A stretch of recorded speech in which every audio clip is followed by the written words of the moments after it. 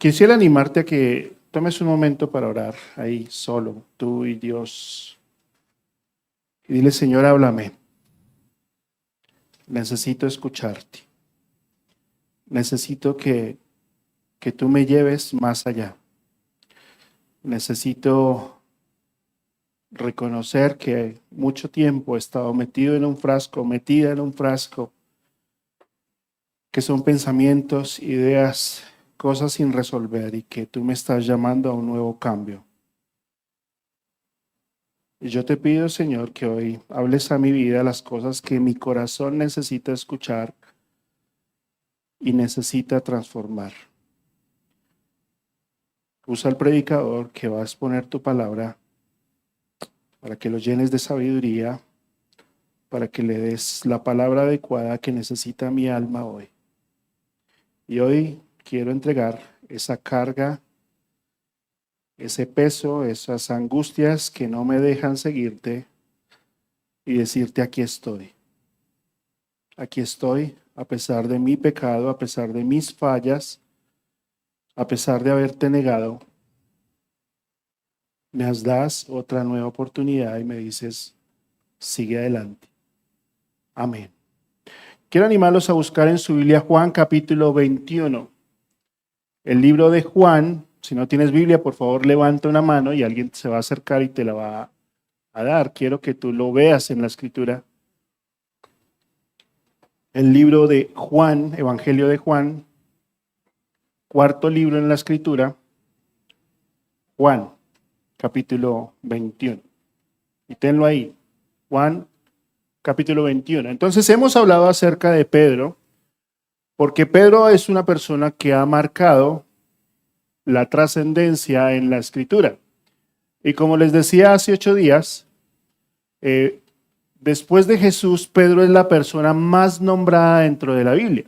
¿Sí? Muchos de los apartes en la escritura hablan de él o nos muestran algo de él.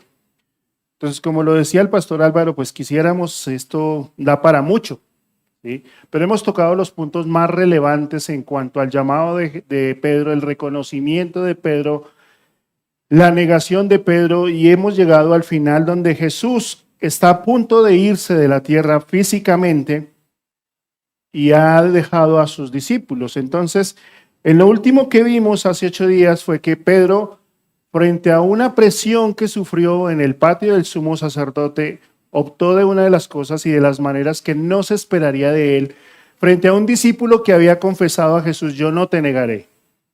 Aunque todos se escandalicen, yo no me escandalizaré de ti. Y una prueba tras otra, pues lo llevó a mostrarle a Pedro que él no era tan firme o tan fiel o tan fuerte como él se creía.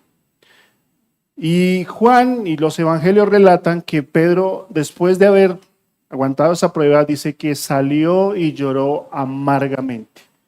Su corazón había quedado contristado. Sus cargas habían sido colocadas ahí. Y luego, después de ese evento, pues Jesús fue llevado a un juicio. De ahí lo condenaron. Al otro día fue expuesto delante del pueblo, ante Poncio Pilato, fue condenado. Fue obligado a llevar su cruz en las calles de Jerusalén, fuera de Jerusalén, y ahí fue muerto. Ahora imagínate, tú has negado a tu maestro ha pasado y te ha mirado en el patio que lo vimos hace 8 días, y ahora has tenido que presenciar su muerte a la distancia. Ese hombre que por 3 años estuvo contigo y te enseñó cosas que tú no pensaste y que hizo cosas que tú no imaginaste. Y Jesús muere. Lo colocan en la tumba, se guarda el día sabático, porque es un día sabático, y llega el domingo de resurrección. Entonces, ese primer domingo de la semana, pues una mujer llamada María Magdalena, pues va a visitar la tumba y se da cuenta que la tumba está vacía. Así que en su emoción va y le habla a los discípulos, y Pedro y Juan fueron corriendo hacia donde estaba esa tumba, donde sabían que habían enterrado a Jesús. Y en aquella época, pues las tumbas no son como las de hoy en día, sino que eran cuevas y se colocaba una piedra grande a la entrada. Y descubren que la tumba se encuentra vacía, que la piedra está corrida y que los lienzos que envolvían a Jesús están colocados allí. Y Juan llega, no puede el asombro, y Pedro de su impulso entra a la tumba y se queda perplejo. Y hay muchas dudas. ¿Qué habrá pasado con el cuerpo de Jesús? ¿Se lo habrán llevado? ¿Lo habrán sacado? Muchas dudas. Y debido al miedo que hay en ellos, pues se envuelven a un lugar, muchos creen que es el aposento alto, y allí están todos reunidos. Y en medio de ese lugar, Jesús se les presenta. Todo está cerrado. Y Jesús se coloca en la mitad y les dice: ¿tienen pescado? Mirad mis manos, mirad mis pies, yo mismo soy. Y Pedro está ahí. Pedro está mirando a su maestro resucitado. Lo ve de nuevo con vida, que se hace manifiesto.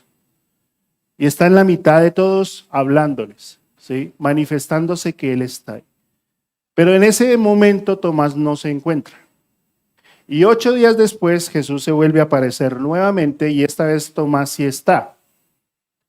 Y Tomás, al ver a Jesús, cree, porque hace 8 días atrás les había dicho: si yo no viere sus marcas y no me tire mi dedo en su costado, no les voy a creer. Y Jesús se le manifiesta a todos ellos y se hace evidente de que su resurrección es real.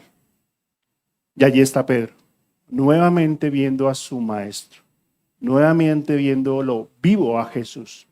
Entonces Jesús le dijo: ¿por qué me has visto, Tomás? Reclamándole a Tomás: creíste, bienaventurados los que no vieron y creyeron. ¿De quién está hablando Jesús? De nosotros. Tú eres bienaventurado porque no has visto a Jesús resucitado, pero aún así crees.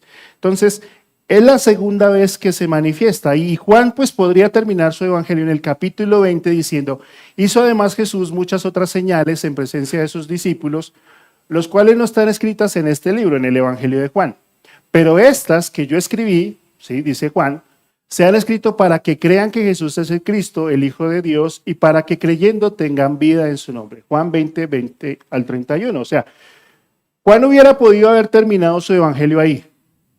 ¿Quién le hubiera reprochado? Termina y comienza el libro de Hechos. Lucas, listo, siga usted.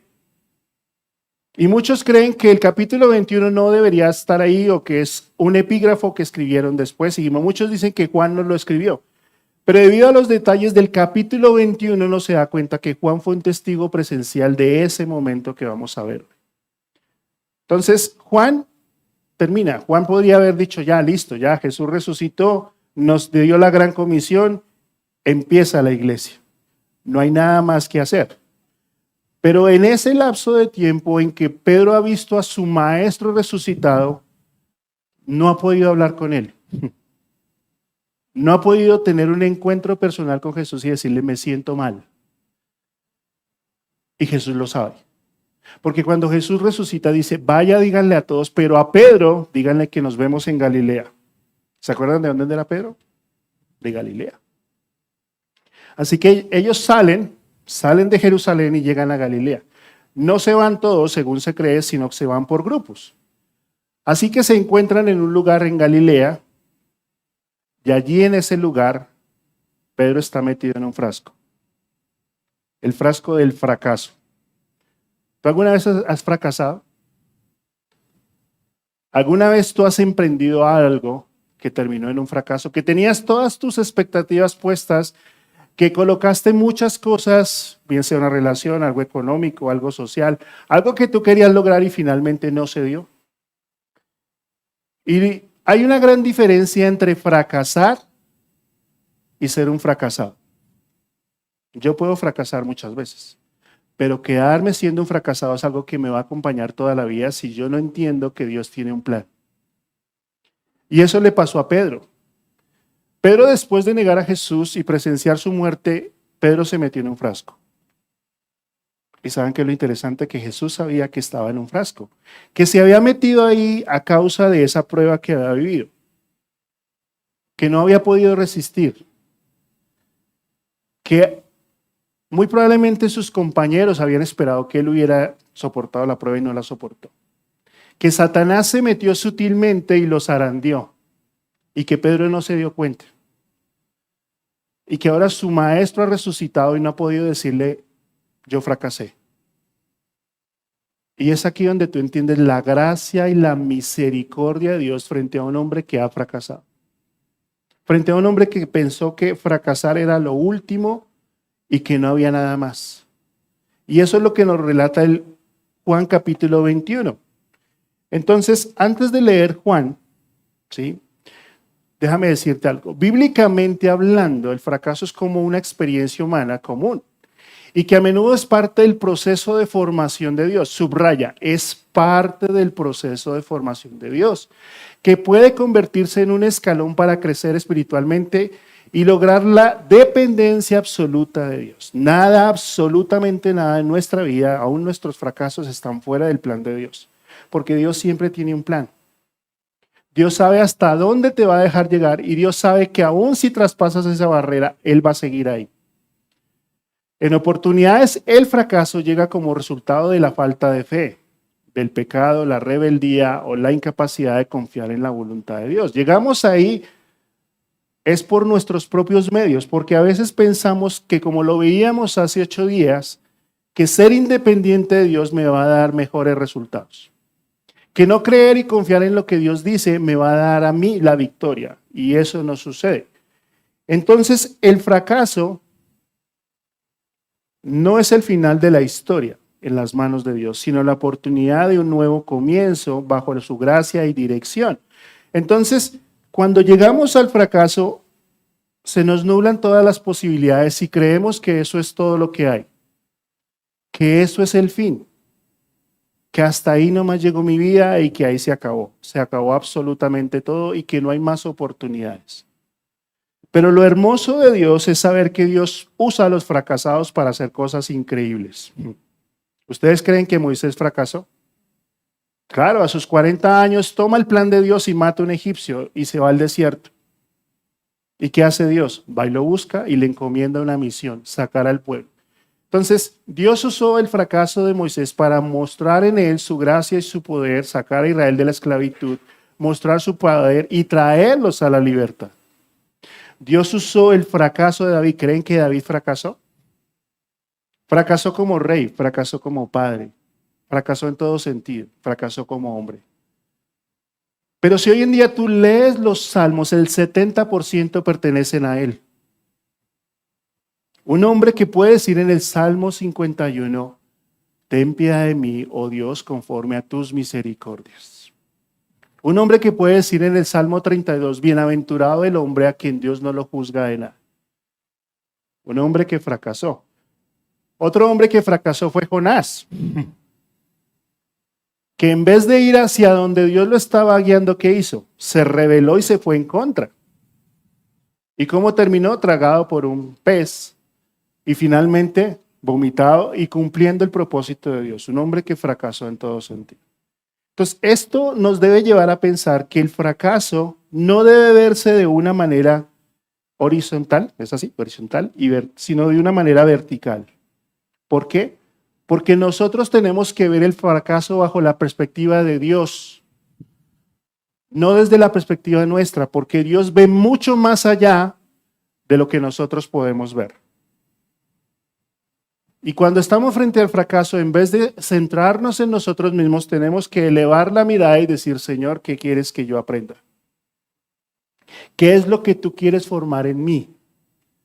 ¿Qué es eso que yo no me di cuenta, pero que tú me advertiste? Y tener un corazón sensible ante lo que Él nos quiere mostrar e ilustrar y saber que esa es una etapa, que no es todo el tiempo. Déjame decirte algo. La vida cristiana es como la universidad.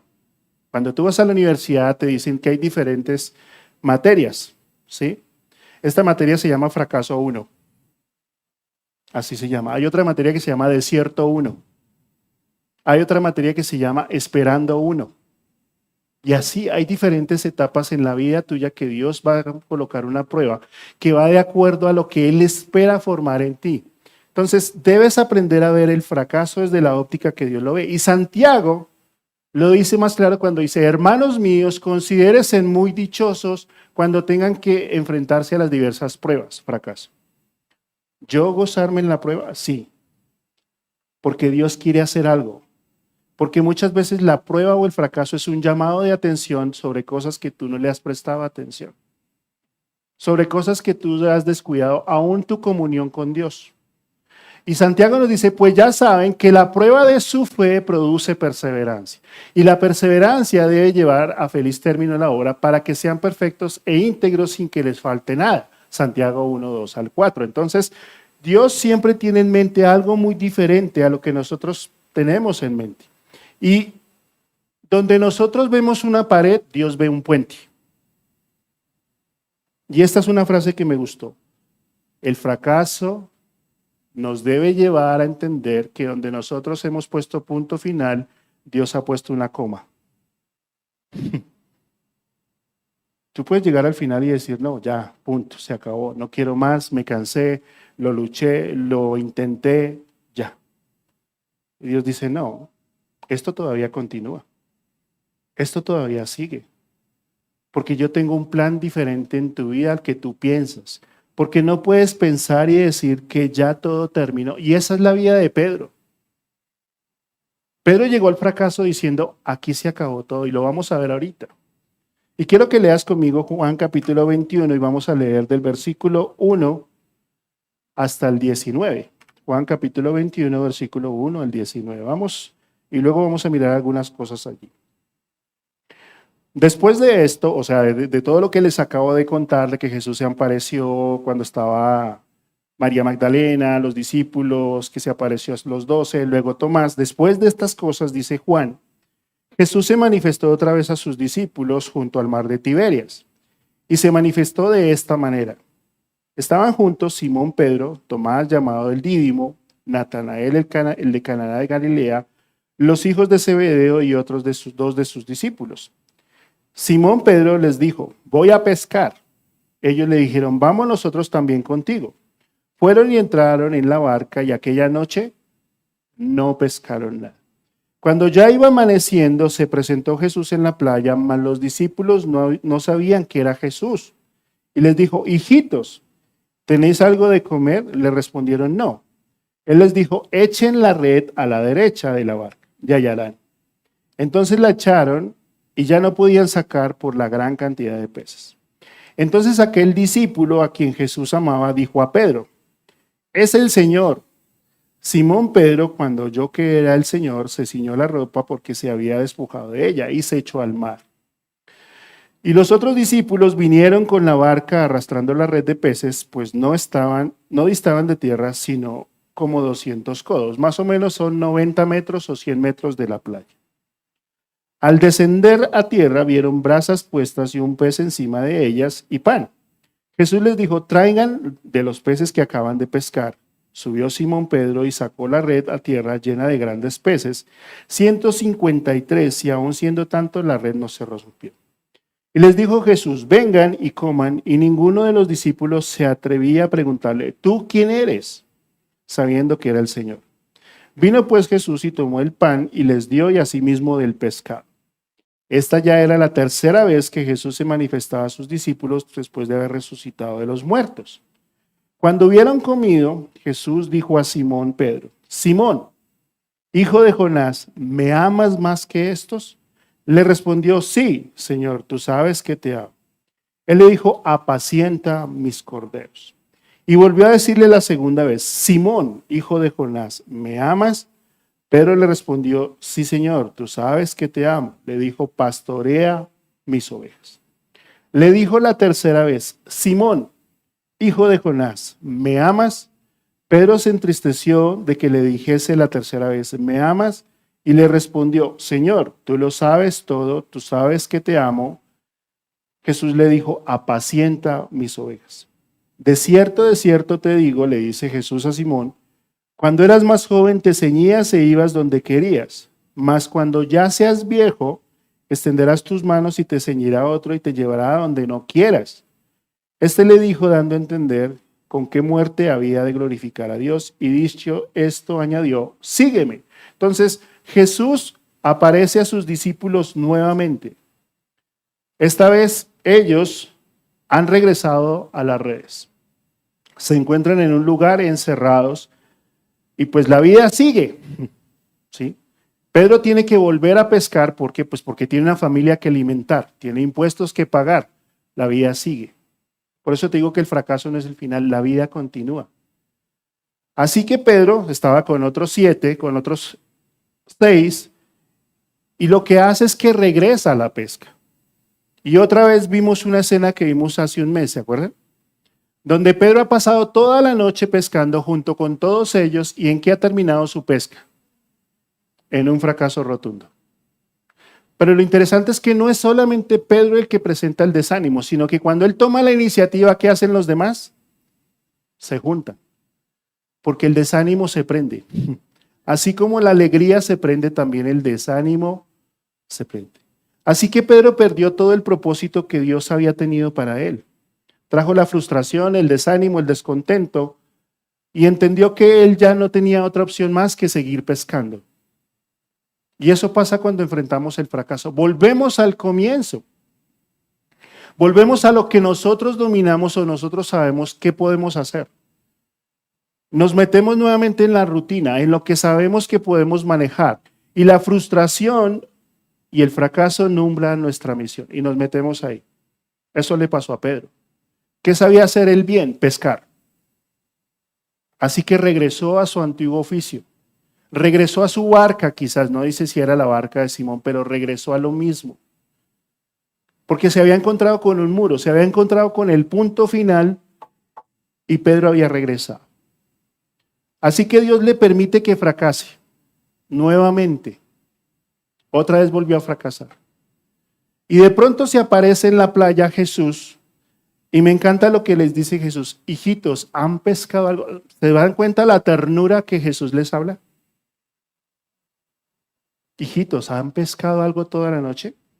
Muy probablemente ellos a 90 metros ven una sombra y dicen, es alguien que nos quiere comprar el pescado. No lo identifican. Y Jesús les dice, tiren la red a la derecha. Cuando tú lees en Lucas capítulo 5, que lo vimos, solamente les dice, entren y tiren la red. Pero ahora es más específico y les dice, tiren la red a la derecha. Y muy probablemente ellos dicen, pero ¿de qué está hablando? Pero vamos a hacerle caso. Y tiran la red. ¿Y qué hace? Dice que atrapan una gran cantidad de peces. Y ellos aprenden que solamente la obediencia puede sacarlos de ese fracaso. Entonces, ellos volvieron al mar sin Jesús, pero Dios tenía otro plan para ellos. ¿Se acuerdan? Cuando ellos salieron la primera vez en Lucas, salieron sin Jesús. Luego Jesús se monta a la barca y ¿qué hacen? Tienen una gran pesca que hasta 2 barcas se llenan. Ahora han regresado escuchando a Jesús. No saben qué es Jesús. Pero Juan dice, es el maestro. Y ahí nos damos cuenta de lo explosivo que es Simón. Dice que apenas estaba ahí en boxer. Dice, uy, no, espere. Y se pone toda la indumentaria y se tira al mar. 90 metros nadando a toda brazo. Ahora, piensa en esa escena. Piensa que Simón sale y ve cara a cara a Jesús otra vez. A mí se me eriza la piel. Estamos solos, él y yo en la playa. Y dejó la barca tirada. Ellos están 6, están bregando a subir toda esa mano de peces porque son peces grandes. Y están bregando ahí y la suben. Y comienzan a remar porque se han dado cuenta que Jesús les ha aparecido en la playa. Y luego, cuando llegan a la playa, se encuentran a Jesús cocinando, haciendo desayuno. ¿Saben cómo hace Jesús desayuno? Desayuno. Ya. No se complica la vida. Jesús pone, y eso muestra el amor que tiene por ellos. Si tú has trabajado toda una noche y llegas a tu casa con harta hambre, ¿qué esperas encontrar en la mesa? Desayuno. Así que Jesús ve, ellos llegan a la orilla, ¿sí? Y Él les tiene un pescado para que coman. Y allí ellos les dice, tráiganme de lo que pescaron. ¿Y saben qué hace Simón? Simón solo Simón toma una red con 153 pesos grandes y los jala a la orilla. O sea, este hombre tenía mucha fuerza. Él solo. porque era un momento especial para ella. Ahora imagínate, tú estuviste la noche en que Jesús lo prendieron en Getsemaní y tú no fuiste como Pedro. ¿Qué hiciste tú? Saliste corriendo. En medio de la oscuridad te desapareciste. Y ahora estás viendo a Jesús. ¿Qué le vas a decir a Jesús? Ahora, no es que un pescado se hace rápido, un pescado lleva su tiempo. Qué momento tan tenso, ¿no les parece? Porque estás mirando a Jesús, que Jesús está cocinando, les parte el pan. A veces pensamos que Jesús únicamente les lavó los pies y que ese fue el acto más grande, y es el acto más grande.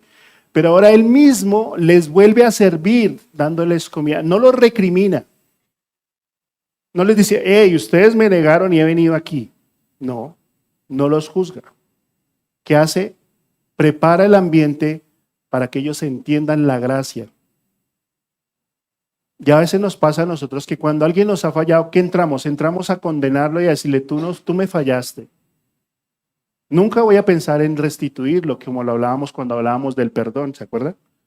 No, yo estoy pensando en condenarlo porque él me falló. Y tenía toda la autoridad de Jesús a decirles, listo, ustedes me fallaron, están descalificados. No. Juan no escribe qué hablaron durante ese tiempo. Muy probablemente le han dicho, Señor, perdónanos, te fallamos. No fuimos tan leales a ti como te dijimos, pero Juan no lo registra. Y es un momento tenso porque están todos ahí sin hablar quizás, o si hablaron, no, Juan no nos dice. Y entonces, después de que han comido, de que ya están bien, de que todo está asegurado, de que ya han hecho todo, Jesús se vuelve a Simón, a Pedro, y le lanza una pregunta. Le dice, Simón, hijo de Jonás, ¿me amas más que estos? O sea, eso es una pregunta que atraviesa el corazón.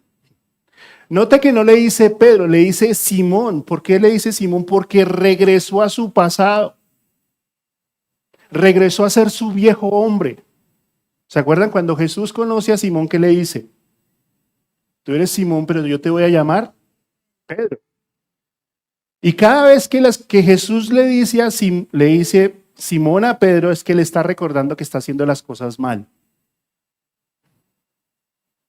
Entonces, por eso cuando Jesús está hablando con ellos y le dice Simón, Simón dice, uy, no, ¿en qué metí la pata? Y ahí le está diciendo, Simón, hijo de Jonás, o sea, acuérdate de dónde te llamé. ¿Me amas más que estos? O sea, Pedro se había enfrascado otra vez en su tradición, en sus redes, en lo que él conocía. Y Jesús le dice, ¿me amas más que estos? O sea, algunos dicen que cuando le pregunta, ¿me amas más que esto? Le está diciendo, ¿me amas más que los demás discípulos? Y lógicamente no. Pero su tradición, sus apegos emocionales lo habían hecho regresar a su pasado.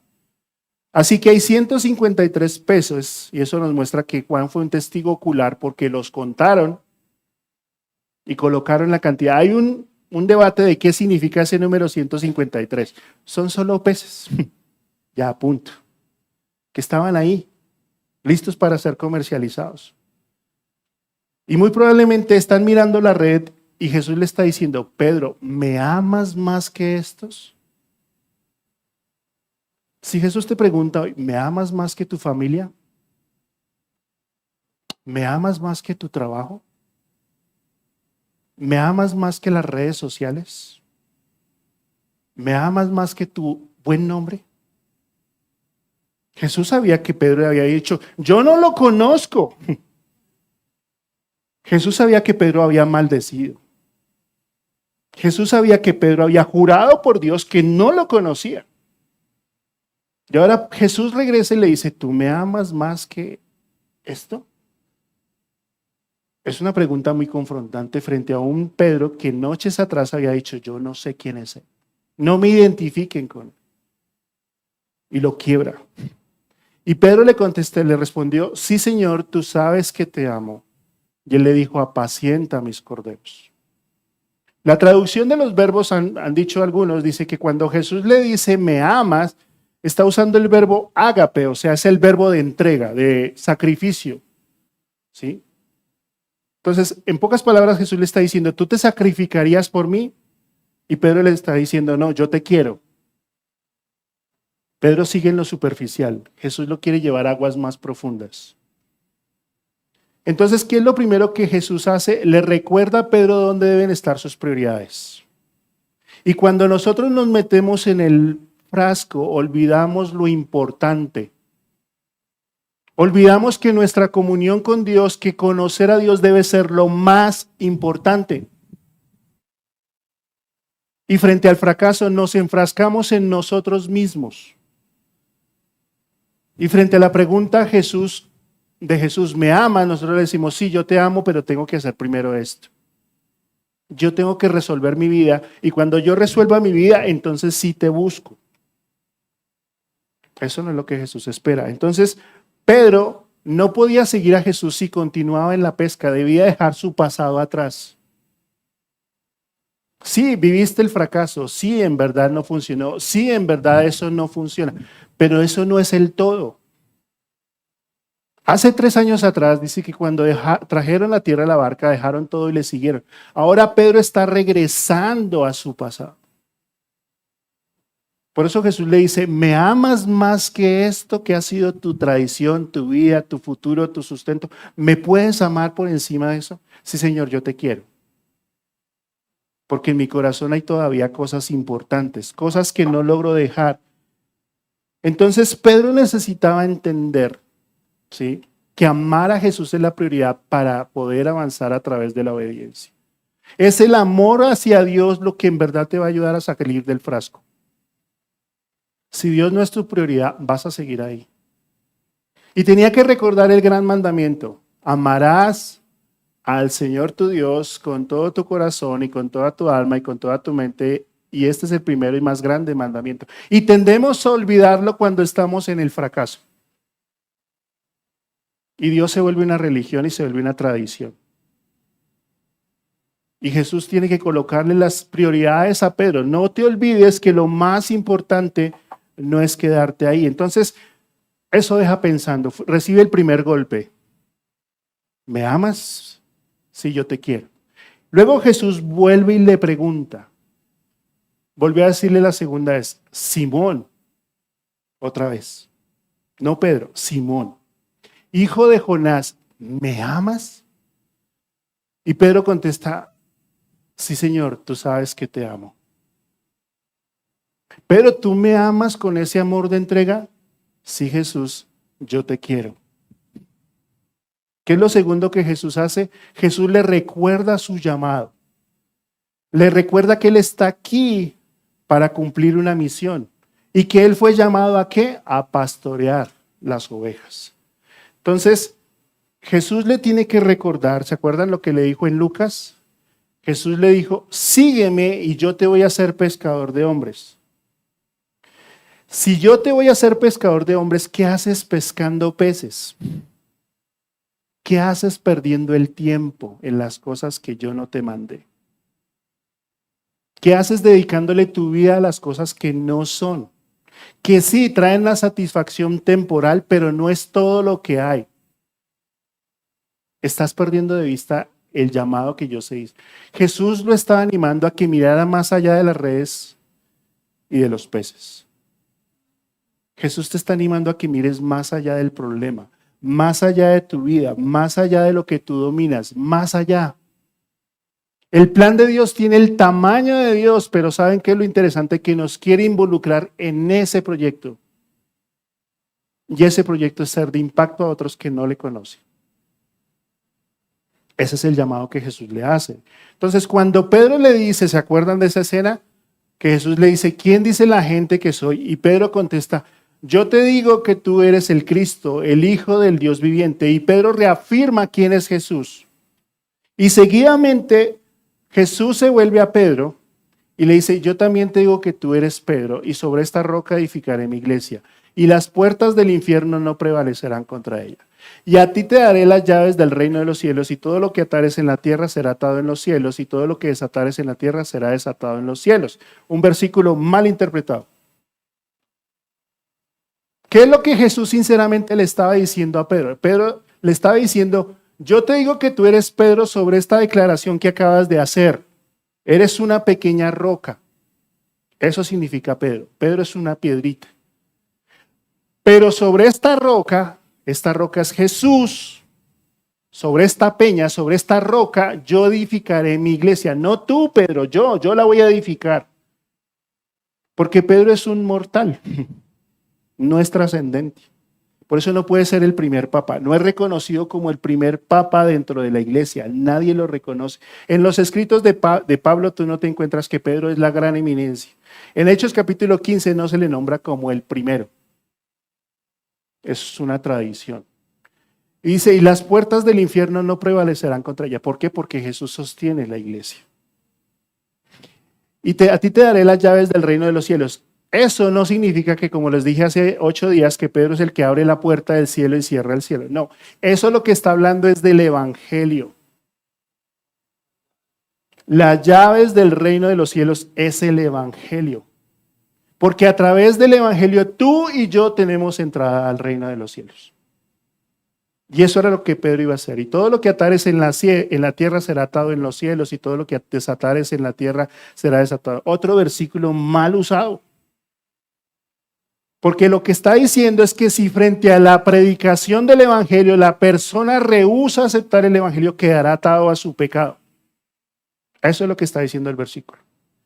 Y que si frente al llamado del evangelio la persona reacciona y abandona su pecado, será desatado de su pecado. Eso es lo que, a grosso palabra, quiere decir eso.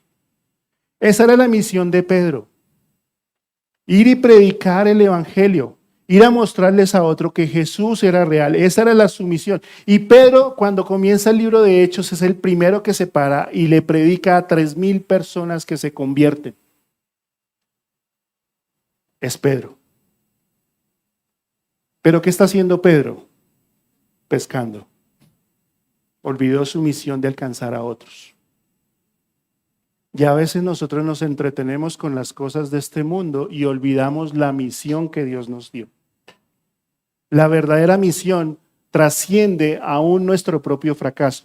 Y hace una última cosa con Pedro. Le dice, mira, le dijo la tercera vez, Simón, hijo de Jonás, ¿me amas? Y esto quebró a Pedro. Porque Pedro pensó que tenía el estándar de Jesús. Porque Pedro pensó que él se amaba a Jesús. Y ahí cae en cuenta y dice, Señor, yo en la verdad yo no te amaba, pero yo te amo. Yo te amo sinceramente. Yo te amo a pesar del fracaso. Y cuando Jesús le pregunta la tercera vez, lo quebranta tanto que él dice, Señor, tú lo sabes todo. Tú sabes que mi corazón es tuyo. Tú sabes que mi amor es tuyo. Tú sabes que mi prioridad eres tú. Que mi carne me ganó. Que la situación me llevó a negarte, pero yo te amo, Jesús. Yo doy mi vida por ti.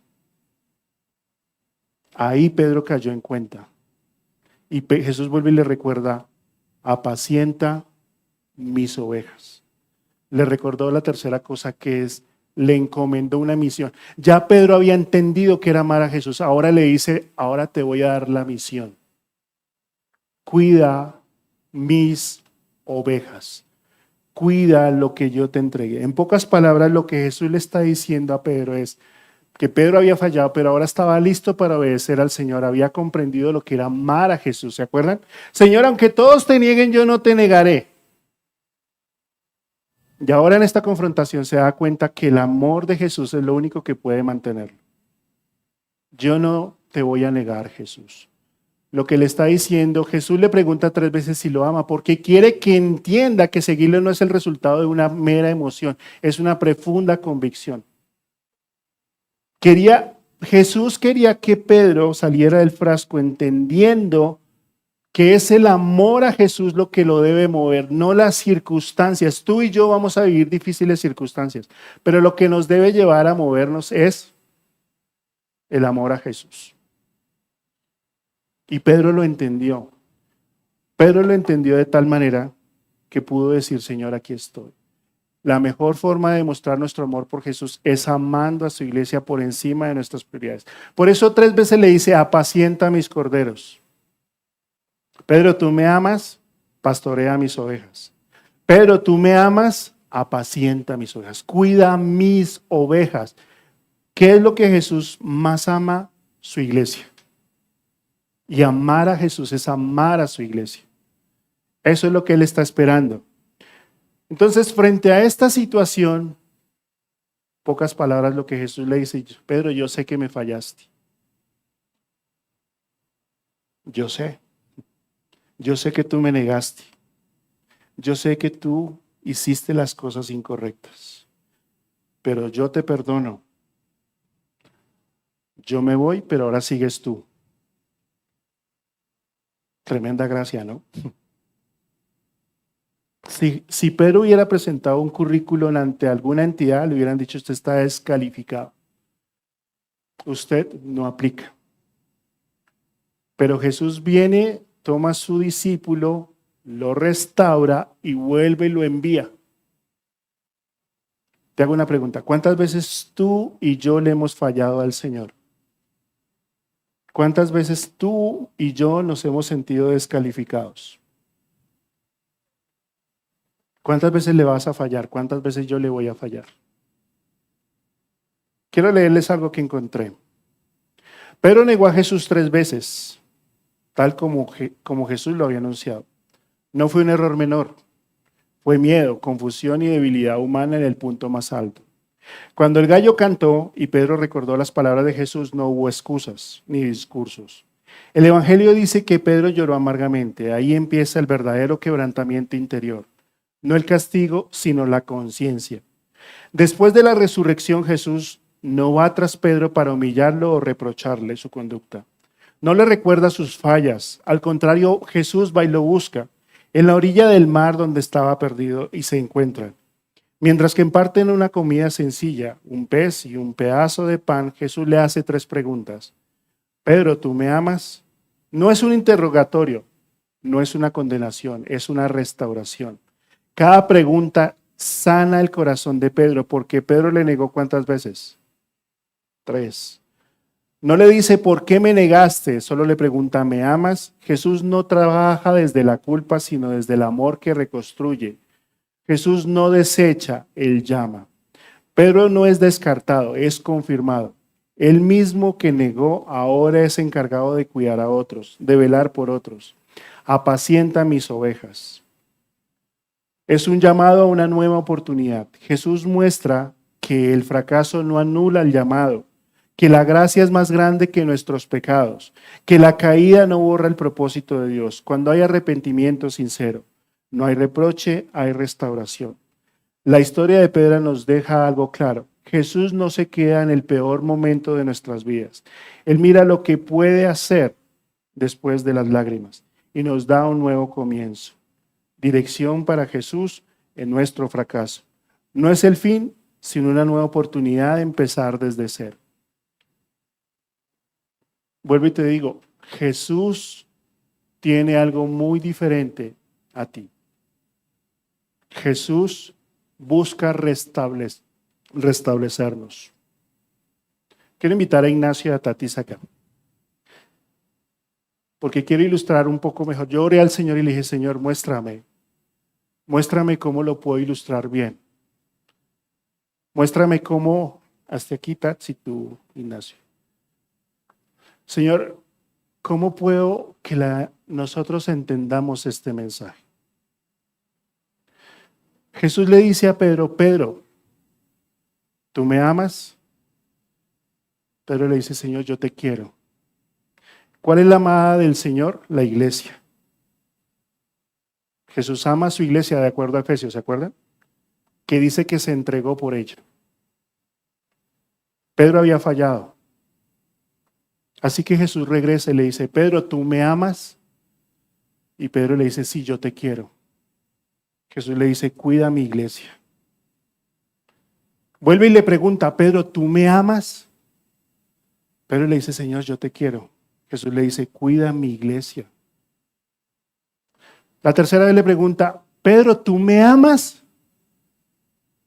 Pedro le dice, Señor, yo te amo. Yo daría mi vida por ti. ¿Y saben qué hace Jesús? Cuida a mi iglesia y se la entrega. ¿Me hago entender? Ahora, Pedro tenía una misión mucho más grande que la que él pensaba. Amar y cuidar a su esposa, la esposa del Señor, y mantenerla todo el tiempo mientras que Jesús regrese. Eso es lo que Jesús te está diciendo a ti esta mañana. ¿Tú me amas? Cuida a la iglesia. No hables mal de ella.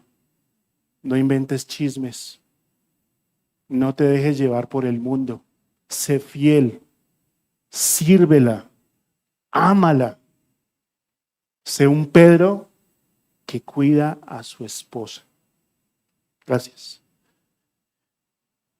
Yo no pudiera terminar ahí, pero escuchen 34 años después lo que Pedro dice.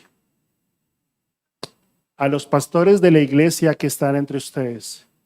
Yo, Pedro, yo que soy pastor, como ellos, testigo de los sufrimientos de Cristo y partícipe de ellos, con ellos, de la gloria que se ha de revelar. Les ruego, habla a los pastores, dice, les ruego esto, pastoreen el rebaño de Dios que está a su cargo. Yo me voy a morir, pero ustedes siguen. No por obligación, no lo hagan por obligación, pastores, ni por ambición de dinero, sino con el deseo de servir como Dios quiere. No sean tiranos con los que están a su cuidado, sino sean ejemplos para el rebaño. Así, cuando aparezca el pastor supremo, Jesús, ustedes recibirán la corona inmarcitable de su gloria. Después de ese día, ¿saben qué pasó? Pedro fue rechazado, Pedro fue azotado, Pedro fue perseguido, Pedro fue calumniado, Pedro fue encarcelado. Y la historia secular dice que en Roma, cuando existió la persecución, lo llevaron a crucificar, un anciano. Y frente a la cruz, dijo, no me crucifiquen hacia arriba, sino hacia abajo, porque no soy digno de morir como mi maestro. Y estando al lado de su esposa le dijo, no niegues al Señor, no niegues al Señor. Y Pedro murió. Y Pedro llegó al cielo y se encontró con Jesús. Y muy probablemente lo que le haya dicho es, Señor, yo no te fallé más. No te fallé, porque te amo. No te fallé. Aquí estoy. Y muy probablemente las palabras de Jesús a Pedro fueron, buen siervo y fiel. Sobre mucho has sido fiel. Entra en el gozo de tu Señor. Mira, si tú has fallado al Señor, si tú hoy sientes que tu vida es un fracaso, yo quiero animarte a que no te quedes ahí. Un fracaso no te define. Un fracaso es la oportunidad de un propósito más grande. Un fracaso es un Dios moldeando tu carácter y diciéndote, podemos empezar de nuevo. No te quedes pescando peces. Ven a pescar hombres. Es una nueva oportunidad. Sal del frasco. Entonces, mientras que tú lo piensas, quiero animarte a que escuches esta canción, a que la cantes con nosotros, ponte de pie. Luego vamos a estar tomando la cena. La cena es la oportunidad que Jesús te da de venir a Él, de tener esa comunión con Él, de en verdad reconocer y decirle, Jesús, yo te amo. Este es un momento solemne, es un momento de recordatorio, donde años después el apóstol Pablo, escribiéndole a los Corintios, en 1 Corintios capítulo 11, le recuerda lo que pasó aquella noche antes de ser entregado Jesús, que estuvo con sus discípulos, y él dice en el versículo 23, porque yo recibí del Señor lo que también les enseño, que el Señor Jesús, la noche que fue entregado, tomó pan, y habiendo dado gracias, lo partió y dijo, tomen, comen, esto es mi cuerpo, que por ustedes es partido. Hagan esto en memoria de mí. Asimismo tomó la copa después de haber cenado, diciendo, esta copa es el nuevo pacto en mi sangre. Hagan esto todas las veces que bebieren en memoria de mí. Así que todas las veces que comáis este pan y bebiereis esta copa, la muerte del Señor anunciáis hasta que Él venga. Una de las cosas que nosotros celebramos es la cena del Señor. ¿Qué es la cena del Señor? Es un recordatorio donde la noche en que Jesús fue entregado, colocó su cuerpo, simbolizado por el pan, y derramó su sangre, que es la que perdona nuestros pecados, la que los limpia. Entonces, si tú estás hoy acá, es necesario que tengas en cuenta algunas cosas. Para participar de la cena, tú tienes que haberte arrepentido de tus pecados y haber reconocido a Jesús como Salvador personal. Eso necesitas tener en tu vida. Segundo, tú necesitas haber dado un paso de obediencia. Ese paso de obediencia requiere que hayas sido bautizado. Bautizado no como fuiste niño, que te colocaron agua encima. No, bautizado es que hayas sido sumergido en la pila o en el agua como muestra de tu vieja vida y que hayas salido del agua mostrando, al igual que Jesús resucitó, que tú eres una nueva criatura. Y eso es parte de esa comunión que Jesús te está llamando a tener con Él. Eso es la cena, un recordatorio de la comunión que tenemos con Jesús, de que Él nos invita a compartir los elementos de la cena. Pero antes de hacerlo, tú debes tomar un tiempo, y si hay pecado en tu corazón, yo te animo a que lo confieses ahí con Jesús, tú solo y Jesús. Si hay cosas en tu vida que tú dices, no, esto no debería estar ahí, confiesa. Dile, Señor, yo hoy quiero reconocer delante de ti, quiero decirte que hay cosas que no están bien en mi vida y que necesito cambiar, necesito arrepentirme, necesito declarar que te necesito. ¿Por qué? Porque este es un momento de comunión con Él. No es meramente un jugo o un pan, es un momento íntimo de comunión que Él nos está llamando a tener con Él. Así quiero darte un momento ahí, solo con Jesús.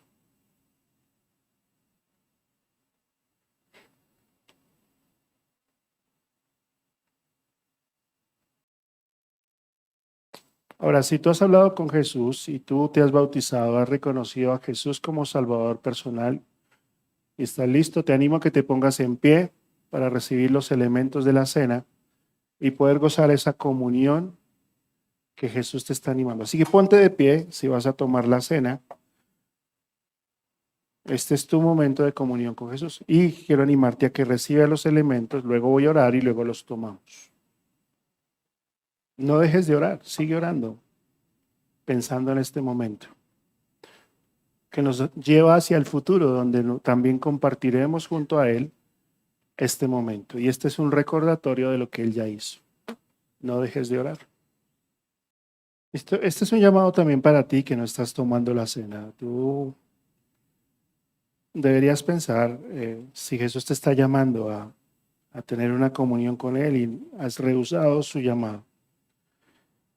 Y pues es Jesús diciéndote, quiero animarte a que tengamos una comunión, que dejes atrás tu pasado y que abraces la misericordia y la gracia a través de la cruz. Y pues Señor Jesús, gracias porque hoy nos permites estar contigo, disfrutando de los elementos de la cena. Y hoy nos recuerdas que tú siempre nos llamas a la comunión contigo, que podemos fallar muchas veces, pero tu comunión hacia nosotros es inquebrantable. Y que al igual que buscaste a Pedro en la rutina de la vida, también nos buscaste a nosotros un día, nos diste una nueva vida y un nuevo propósito. Y hoy estamos aquí celebrando la cena como ese recordatorio inmenso de saber que algún día estaremos junto a ti celebrándola. Gracias, Señor Jesús, por haber muerto en la cruz de Calvario por nuestros pecados, por haber derramado tu sangre para limpiarnos y hoy presentarnos aceptos delante del Padre. Gracias, Señor Jesús, por bendecir los alimentos y por darnos la oportunidad de venir delante de ti, reconociendo ese amor y fidelidad hacia nosotros que no lo merecemos. Amén. Pueden tomar la cena.